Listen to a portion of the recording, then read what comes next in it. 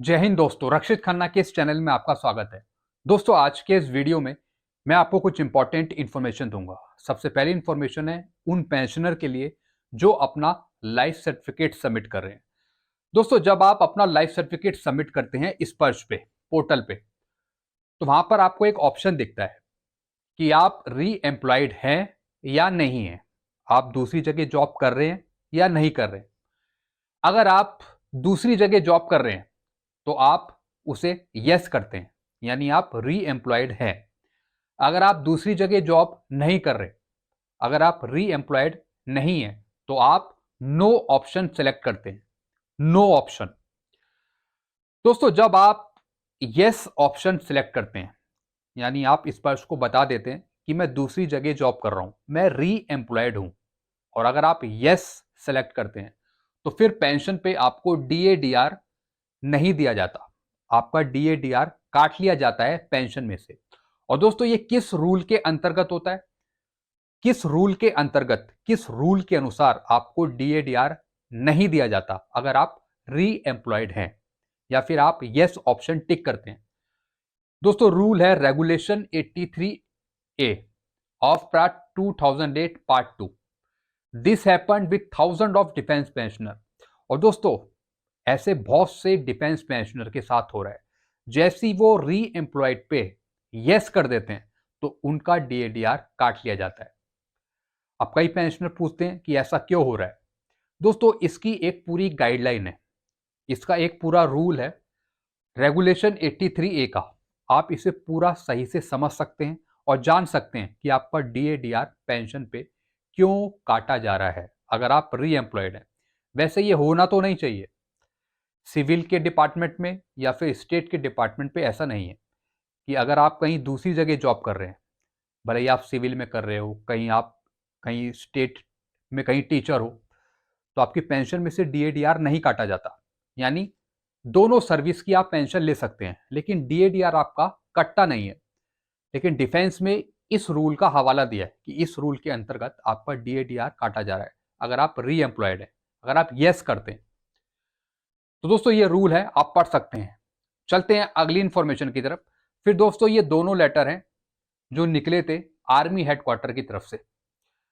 दोस्तों, ये लेटर पहले भी निकले थे, लेकिन कई पेंशनर्स को कुछ और पूछना था इस लेटर के द्वारा, तो तभी मैं दोबारा समझा रहा हूं इन दोनों लेटर को। Advisory for treatment at non इम्पेनलमेंट hospital, यानी अगर किसी भूतपूर्व सैनिक को इमरजेंसी है मेडिकल से रिलेटेड, तो वो नॉन इम्पेनलमेंट हॉस्पिटल में भी जा सकता है अपना ट्रीटमेंट कराने। लेकिन ये किन पेंशनर के लिए, ये किन जवानों के लिए जिनको इमरजेंसी में अपना इलाज कराना है। अगर इमरजेंसी है तो वो देश के किसी भी कोने में जा सकते हैं अस्पताल में इलाज करवाने। फिर दोस्तों, एक और एडवाइजरी थी, रिम्बर्समेंट ऑफ मेडिकल क्लेम, यानी अगर आप कहीं दूसरे हॉस्पिटल में इलाज करवाते हैं और वहाँ का आप बिल क्लेम करना चाहते हैं, उसका पैसा लेना चाहते हैं, तो इसका क्या प्रोसीजर है। सबसे पहली बात तो ये है कि आपको ईसीएचएस में इनरोल होना पड़ेगा कैशलेस सुविधा लेने के लिए किसी भी हॉस्पिटल में। अगर मान लेते हैं आप पेंशनर हैं और अगर आप ईसीएचएस में इनरोल नहीं है, ईसीएचएस आपने ज्वाइन नहीं करा और आपकी तबीयत खराब हो जाती है, किसी हॉस्पिटल में चले जाते हैं और आपकी डेथ हो जाती है, तो उसके बाद वाइफ को कोई क्लेम नहीं मिलेगा ईसीएचएस की तरफ से। वो इसलिए क्योंकि पेंशनर ने ईसीएचएस की कोई फैसिलिटी ली नहीं है, पेंशनर ने कोई ईसीएचएस की फैसिलिटी ली नहीं थी। इस वजह से वाइफ को, स्पाउस को उसका क्लेम नहीं मिल सकता। क्लेम जब ही मिलेगा जब पेंशनर ईसीएचएस में इनरोल हो, ईसीएचएस उसने ज्वाइन कर रखा हो, तभी उसके परिवार वालों को इसका क्लेम मिल सकेगा अगर उसकी डेथ होती है। एक और चीज दोस्तों मैं आपको समझाऊंगा, ईसीएचएस की जो सुविधा है ये कैशलेस है, कैशलेस ट्रीटमेंट है इसका। तो ईसीएचएस में ज्वाइन होना पड़ता है इन सुविधाओं को लेने के लिए। तो यही एक एडवाइजरी थी। चलते हैं अगली इंफॉर्मेशन की तरफ। फिर दोस्तों, एक पेंशनर लिखते हैं एमएससीपी एसीपी के लिए, जैसा कि कल मैंने वीडियो बनाया था, काफ़ी पेंशनर ने काफ़ी सवाल पूछे, तो दोस्तों धीरे धीरे मैं उसका आंसर दूंगा जैसे मुझे फ्री टाइम मिलेगा। तो एक पेंशनर का सवाल मैंने लिया यहाँ पे, सर मेरी डीएससी में 28 साल 3 मंथ की सर्विस करके नायब सूबेदार रिटायर हुआ था 30 जून 2011 को। मुझे एमएससीपी एसीपी के अकॉर्डिंग सुबेदार मिल सकती है। मेरी नौकरी और रैंक कार्ड डाटा इस प्रकार है। यानी ये ज्वाइनिंग हुए डीएससी में 1983 में, 98 में नायक बन गए, 2004 में हवलदार बन गए, फिर 2010 में नायब सूबेदार बन गए। यानी ये डिमांड कर रहे हैं सूबेदार की एमएससीपी लेने का। दोस्तों इनको सूबेदार की एमएससीपी एसीपी नहीं मिलेगी, क्योंकि ये हवलदार से नायब सूबेदार बने 6 साल की सर्विस में, 6 साल के अंतराल में ये हवलदार से नायब सूबेदार बन गए। यानी 2004 के बाद 2010 में ये नायब सूबेदार बने, फिर सीधा 1 साल बाद ये रिटायर हो गए। तो इन्होंने एक ही रैंक होल्ड नहीं करी। किसमें? नायब सूबेदार रैंक में। अगर ये नायब सूबेदार रैंक में 8 साल से ऊपर की सर्विस गुजारते, तब ये एंटाइटल हो जाते सूबेदार की पेंशन के। क्योंकि ये 1 साल बाद ही रिटायर हो गए, यानी 30 जून 2011 में ये रिटायर हो गए, इस वजह से इनको सूबेदार की पेंशन एंटाइटल नहीं है, ना ही इन्हें एसीपी एमएससीपी मिलेगी सूबेदार रैंक की। चलते हैं दोस्तों अगली इंफॉर्मेशन की तरफ। फिर दोस्तों जैसा आपको पता है, अमृतपाल सिंह, जिसको शहीद का दर्जा नहीं दिया गया, साजो सम्मान नहीं दिया गया, वो इसलिए क्योंकि उन्होंने खुद को गोली मारी थी, सेल्फ सुसाइड किया था, इस वजह से उनको साजो सम्मान नहीं दिया।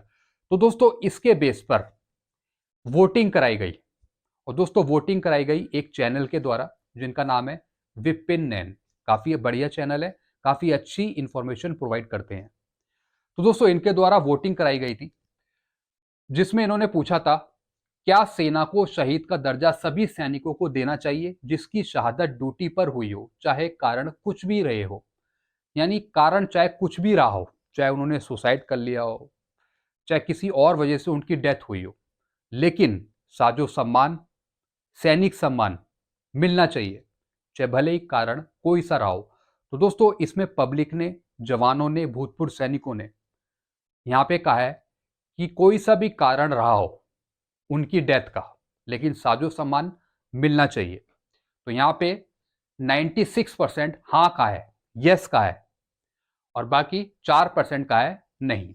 दोस्तों यहाँ पे कहा गया है कि शहीद का दर्जा दिया जाना चाहिए, भले ही ड्यूटी के दौरान किसी भी कारण से उनकी डेथ हुई हो, चाहे कोई सा भी कारण हो, लेकिन साजो सम्मान, शहीद का दर्जा मिलना चाहिए। तो दोस्तों यही सवाल मैंने पेंशनर्स से पूछा था अपने ग्रुप में, तो पेंशनर्स भी यही कह रहे थे कि मिलना चाहिए सम्मान। दोस्तों अब मैं आपको कुछ चीजें समझाऊंगा जो काफी इंपॉर्टेंट है आपके लिए। सबसे पहले OROP 2 के एरियर से रिलेटेड कुछ इंफॉर्मेशन है। काफी पेंशनर्स कह रहे हैं कि जो हमें तीसरी इंस्टॉलमेंट मिलेगी वो कब मिलेगी और कितनी मिलेगी। दोस्तों आपको पहली इंस्टॉलमेंट दी गई फरवरी में 24,269, ये एक नायक की पहली इंस्टॉलमेंट है। और दोस्तों बाकी आपकी दूसरी इंस्टॉलमेंट मिली आपको अगस्त में, 30 अगस्त से पहले। बाकी तीसरी इंस्टॉलमेंट आपको मिलेगी 30 नवंबर से पहले। चौथी इंस्टॉलमेंट 28 या फिर 29 फरवरी 2024 से पहले। दोस्तों जो आपको तीसरी चौथी इंस्टॉलमेंट मिलेगी वो बिल्कुल सेम इंस्टॉलमेंट मिलेगी OROP 2 के एरियर की। पहली आपको डिफर मिली, अलग मिली, दूसरी, तीसरी, चौथी, ये तीनों इंस्टॉलमेंट आपकी सेम रहेगी। दूसरी आपको मिल गई, तीसरी जो आएगी 30 नवंबर से पहले वो सेम रहेगी, चौथी भी आपकी सेम रहेगी। तो आप अपनी चेक कर सकते हैं एरियर शीट स्पर्श पे लॉगिन करने के बाद। और जो बैंक से ले रहे हैं पेंशनर्स, वो अपनी SBI की एप्लीकेशन में देख सकते हैं। चलते हैं अगली इंफॉर्मेशन की तरफ। फिर दोस्तों अगली इंफॉर्मेशन है आपके लाइफ सर्टिफिकेट को लेके। आप अपना लाइफ सर्टिफिकेट भर रहे होंगे, काफी पेंशनर्स ने अपना लाइफ सर्टिफिकेट भरा। दोस्तों जब भी आप अपना लाइफ सर्टिफिकेट भर रहे हैं तो एक बार जीवन प्रमाण ID के थ्रू अपना स्टेटस जरूर चेक कर लें। जैसे इन पेंशनर ने अपना लाइफ सर्टिफिकेट भर दिया था 4 सितंबर 2023 को, और दोस्तों इनका अप्रूव हो गया सक्सेसफुली। तो स्टेटस जरूर देख लें, यहाँ पे स्टेटस लिखा आएगा अप्रूव्ड, यानी आपका अप्रूव हो चुका है स्पर्श PCDA द्वारा। कई बार क्या होता है, पेंशनर अपना लाइफ सर्टिफिकेट तो भर देता है, फिर वो निश्चिंत हो जाता है कि मैंने तो अपना लाइफ सर्टिफिकेट भर दिया, वो ऑटोमेटिकली अप्रूव हो जाएगा। कई बार क्या होता है, आप लाइफ सर्टिफिकेट तो भर देते हो घर बैठे या फिर साइबर कैफे से, लेकिन आप उसका स्टेटस नहीं देखते, और कई का वो रिजेक्ट भी हो जाता है, तो फिर आपको दोबारा भरना पड़ता है। तो एक बार जब अपना लाइफ सर्टिफिकेट भर रहे हो तो उसका स्टेटस जरूर चेक कर ले कि वो अप्रूव सक्सेसफुली हो गया या नहीं हुआ है, कहीं रिजेक्ट तो नहीं हो गया। तो मैंने पेंशनर्स को सलाह दी थी कि आप अपना स्टेटस देखते रहिए। तो पेंशनर ने अपना स्टेटस देखा और यहाँ पे लिखा आ रहा है अप्रूव्ड, यानी इनका लाइफ सर्टिफिकेट सक्सेसफुली सबमिट हो गया। और दोस्तों यहाँ पे डेट भी आ जाती है, अगली जो ड्यू डेट है 30 सितंबर 2024। तो इन्होंने तो सितंबर में सबमिट किया था, ऐसी अगर आप अक्टूबर में सबमिट कर रहे हैं तो एक बार आप स्टेटस चेक कर लीजिए अपने लाइफ सर्टिफिकेट का जो आपने भरा। एक दिन में ही दोस्तों अप्रूव हो जाता है, कईयों को तो दोस्तों 1-2 दिन भी लगता है, लेकिन जल्दी अप्रूव हो जाता है दोस्तों एक दिन में। तो आप स्टेटस जरूर चेक करें लाइफ सर्टिफिकेट भरने के बाद। तो दोस्तों ये कुछ इन्फॉर्मेशन थी जो मैंने आपके साथ शेयर करी। आई होप सारी चीजें आप समझ गए होंगे। और आप अपना ये स्टेटस स्पर्श पे लॉगिन करके भी देख सकते हैं, जहाँ पे लाइफ सर्टिफिकेट आइडेंटिफिकेशन का कॉलम है, वहाँ पे भी आप देख सकते हैं। वहाँ पर भी आपका स्टेटस दिखा देता है जो आपने अपना लाइफ सर्टिफिकेट भरा, चाहे जीवन प्रमाण के थ्रू चाहे फिर स्पर्श पर। तो दोस्तों ये कुछ इन्फॉर्मेशन थी, आई होप सारी चीज़ें आप समझ गए होंगे। वीडियो आपको अच्छा लगता है वीडियो को लाइक करें और इस चैनल को आप सब्सक्राइब कर सकते हैं। Thank you so much.